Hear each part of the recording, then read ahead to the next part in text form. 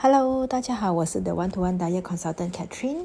那今天呢，我就想分享呢，Miss J 呢，我的客户呢，她用了 PEZ AI 过后呢，舒缓了她的咳嗽。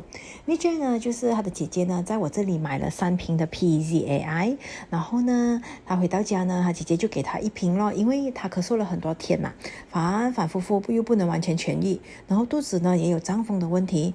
那 Miss J 拿了过后呢，然后我就教她怎么用啦。首先呢，她就涂在她的胸口上，轻轻按摩了一下呢，然后呢，她就感觉到她舒缓了很多，咳嗽也咳得少了。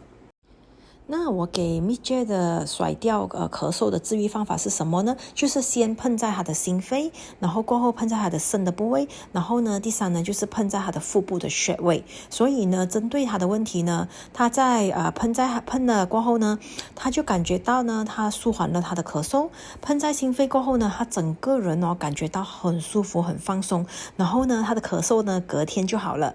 然后她的胀气的问题嘛，就是喷在腹部，然后她的穴位是在腹部的肚脐的上下左右，就是这样擦啦，擦均衡，然后轻轻按摩了过后，Miss J 就说哇，她排很多气嘞，放屁嘞。